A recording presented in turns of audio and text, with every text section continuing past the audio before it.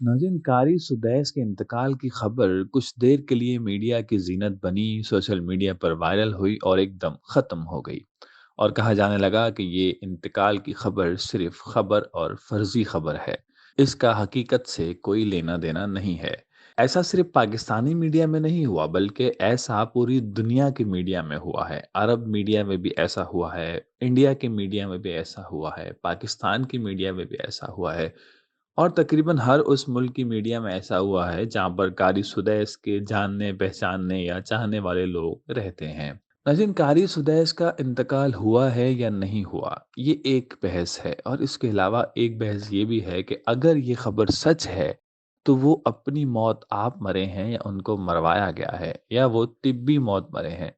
आपको बताते चलें कि इस हवाले से कई राय मौजूद हैं। अभी भी कुछ लोग ऐसे मौजूद हैं कि जो इस बात को सच करार दे रहे हैं। बल्कि अभी भी कुछ लोग ऐसे भी मौजूद हैं कि जो कह रहे हैं कि उनका इंतकाल हुए कई दिन गुज़र चुके हैं और उनकी मौत की खबर को बाहर नहीं लीक किया जा रहा।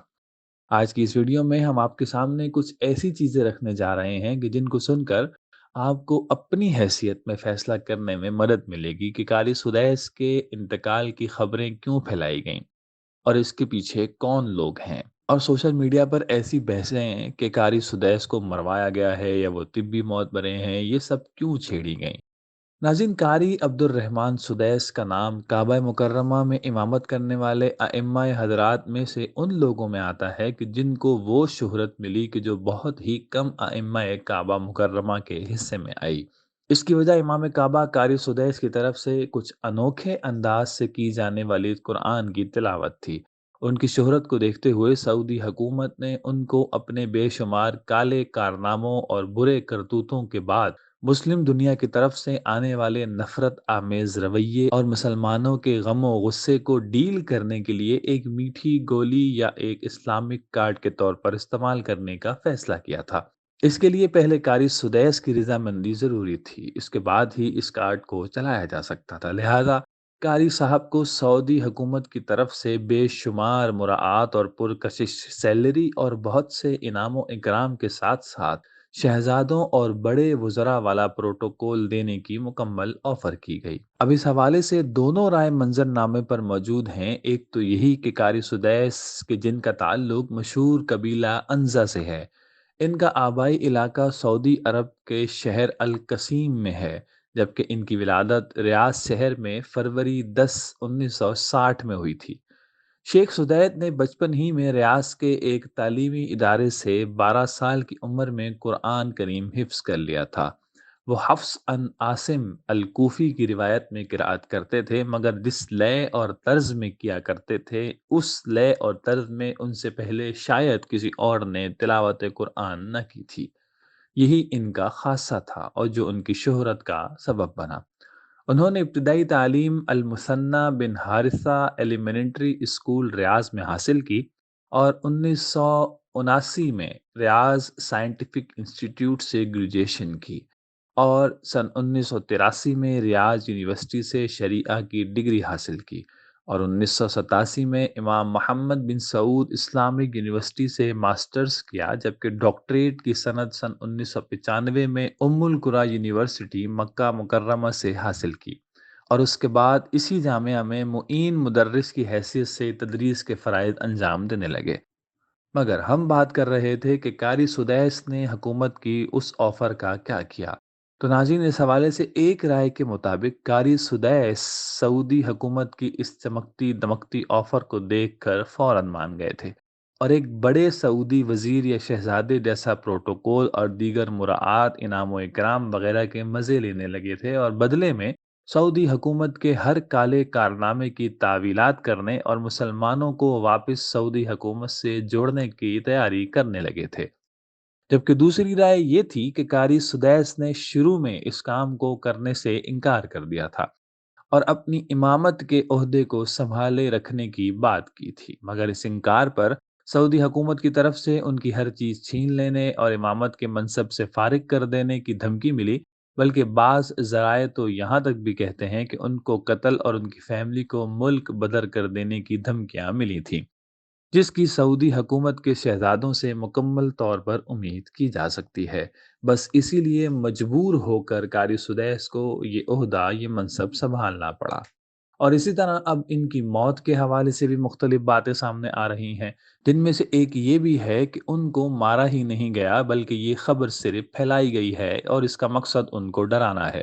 اور کچھ لوگ یہ بھی کہہ رہے ہیں کہ ان کا انتقال ہو چکا ہے اور ان کو حکومت نے مروایا ہے۔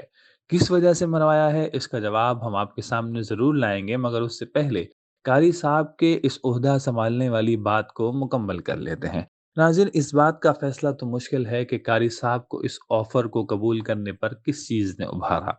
آیا مراعات کی چمک دمک نے ابھارا، یا اپنی جان یا فیملی کے خطرے نے ان کو اس بات پر مجبور کیا؟ لہذا ہم اس ٹاپک کو چھوڑ کر اب اس پر بات کرتے ہیں کہ قاری سدیس نے سعودی حکومت کا کارڈ بننے کے بعد وہ کون کون سے کام کیے جن کی وجہ سے ان کو مسلمان دنیا سے کافی بڑے پیمانے پر حیرت انگیز حیثیت میں غم و غصے کا سامنا کرنا پڑا، اور ان کی محبت کرنے والوں میں بہت سے لوگ ان سے نفرت کرنے والے بن گئے۔ اور یوں مسلمانوں کے لیے سب سے بڑی جگہ یعنی کعبہ کا امام نہ صرف امام بلکہ صدر امور مسجد الحرام مکہ مکرمہ و مسجد نبوی مدینہ منورہ کے عہدے پر رہنے والا شخص کچھ ہی عرصے میں لوگوں کے دلوں میں حاصل کیا ہوا اپنا دیرینہ مقام کھونا شروع ہو چکا تھا۔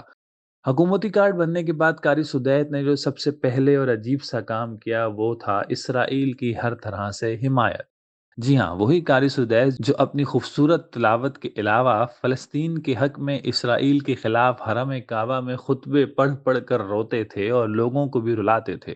اور اس سے خوب شہرت کماتے تھے، وہی قاری سدیس اب حکومت کے کہنے پر اسرائیل کے حق میں نہ صرف بولتے نظر آتے تھے بلکہ دنیا بھر میں اپنی شہرت کو استعمال کرتے ہوئے اسرائیل سے تعلقات کے فضائل سنا سنا کر دوسروں کو قائل کرتے دکھائی دیتے تھے۔ 4 ستمبر سن 2020 کو اپنے خطبے میں بھی شیخ سدیس یہودیوں کے ساتھ بہتر تعلقات قائم کرنے کی ترغیب دیتے نظر آتے ہیں۔ انہوں نے یہودیوں کے ساتھ حسن سلوک اور معاملات کو معمول کے مطابق قائم کرنے پر اس خطبے میں زور دیا تھا، اور کمال چلاکی سے یہودیوں سے حسن معاملہ کی نبوی مثالیں اپنے زاویے سے پیش کرتے نظر آئے تھے۔ اور اس خطبے کا مقصد پوری دنیا کے مسلمانوں کو ذہنی طور پر اس حوالے سے تیار کرنے کی کوشش تھی کہ وہ فلسطین کی جگہ اسرائیل کو اور قبلہ اول یعنی بیت المقدس کی جگہ ہیکل سلیمانی کو تسلیم کرنے کے لیے تیار ہو جائیں۔ کہا جاتا ہے کہ یہ خطبے سعودی سلطنت کے صہیونی تھنک ٹینک کی طرف سے درباری مولویوں کو لکھ کر دیے جاتے ہیں، اور یہ خطیب اپنی طرف سے اس کاغذ پر لکھے گئے الفاظ میں ایک حرف کا بھی اضافہ یا کمی نہیں کر سکتے۔ اب رہی بات قاری سدیس کی موت کی کہ وہ انتقال کیے بھی ہیں یا صرف خبریں اڑائی جا رہی ہیں۔ اگر واقعی انتقال کیے ہیں تو وہ اپنی طبی موت برے ہیں یا ان کو مروایا گیا ہے، تو اس حوالے سے جو بات سامنے ہے وہ تو یہی ہے کہ قاری صاحب طبی موت کی وجہ سے دنیا سے گئے تھے اور ان کو بلڈ پریشر اور ہارٹ کی پرابلم تھی، جس کی وجہ سے ان کی طبی موت واقع ہوئی۔ بلکہ یہاں پر اب یہ وضاحت ضروری ہے کہ زیادہ تر لوگ بلکہ قریبی لوگ بھی قاری سدیس صاحب کے اس بات کو غلط اور فرضی خبر قرار دے رہے ہیں، اور کچھ یہ کہہ رہے ہیں کہ ان کی موت واقع ہوئے کئی دن گزر چکے ہیں، اب ان کی خبر نکالی گئی لیکن پھر دوبارہ اس کو فرضی خبر قرار دے دیا گیا، جبکہ ان کا انتقال تقریباً 26 ستمبر کے آس پاس ہو چکا ہے۔ اس بات کو خفیہ رکھا جا رہا ہے، اور اس کے علاوہ کچھ ذرائع یہ بات بھی کہہ رہے ہیں کہ ان کو مروا دیا گیا ہے، اور ان کو مروا دینے کی وجہ سعودی حکومت ہے۔ جیسا کہ سعودی حکومت اپنے کالے کرتوتوں میں دن بدن آگے بڑھتی جا رہی ہے، تو اسی حوالے سے حکومت نے کچھ ایسی پالیسیز پر کام کرنا شروع کیا تھا کہ جو مسلمانوں کے خلاف ہونے کے ساتھ ساتھ خود سعودیہ میں نفاذ اسلام کے انتہائی مخالف اور رکاوٹ ثابت ہونی تھیں، اور ساتھ ساتھ سعودیہ میں الحاد و فحاشی کو فروغ دینے کا باعث بن سکتی تھی۔ اب ان کے علماء بورڈ تک یہ بات پہنچانے کے لیے اور ان کو تسلیم کروانے کے لیے سب سے پہلے مشہور دینی لوگوں کو ان پالیسیز سے متفق ہونا ضروری تھا، تاکہ ان کے نیچے کے لوگ خود بخود اس بات کو تسلیم کر لیں۔ اور اوپر کے مشہور دینی لوگوں میں سے ایک شخص قاری سدیس بھی تھے۔ ان تمام مشہور لوگوں کو ان پالیسیز کی حمایت کرنے کا کہا جا رہا تھا، بصورت دیگر ان کو سخت سزا اور حسب سابق دھمکیاں دی جا رہی تھیں۔ جس کے باعث قاری سدیس سمیت کئی دینی لوگ پچھلے کئی عرصے سے شدید ذہنی دباؤ میں چل رہے تھے۔ کہا جاتا ہے کہ یہی چیز قاری سدیس کو بھی لے کے بیٹھ گئی اور قاری صاحب کو ہمیشہ کے لیے خاموش کروا دیا گیا، اور ان کے انتقال کی خبریں صرف خبر کی حد تک ہیں۔ اس کے علاوہ بہت بڑی تعداد میں اس وقت وہ لوگ ہیں کہ جو ان کی انتقال کی خبر کو جھوٹی خبر قرار دے رہے ہیں اور کہہ رہے ہیں کہ اصل میں وہ حیات ہیں۔ تو اس حوالے سے بھی کچھ لوگوں کا یہ کہنا ہے کہ یہ سب اس لیے کروایا گیا ہے کہ یہ دینی طور پر مشہور لوگ جان لیں کہ اگر انہوں نے حکومتی پالیسی کی حمایت نہ کری تو عنقریب یہ خبر سچ کر دی جائے گی۔ ناظرین، اس کے ساتھ ہی ہماری ویڈیو کا وقت ختم ہو چکا ہے۔ ہمیں اجازت دیجیے اور جاتے جاتے ہمارے چینل کو سبسکرائب کر لیجیے اگر آپ نے اس کو اب تک سبسکرائب نہیں کیا ہے تو، اور بیل آئیکن کو بھی دبا دیں تاکہ اس طرح کی معلوماتی ویڈیوز آپ تک ہم وقت پر پہنچا سکیں۔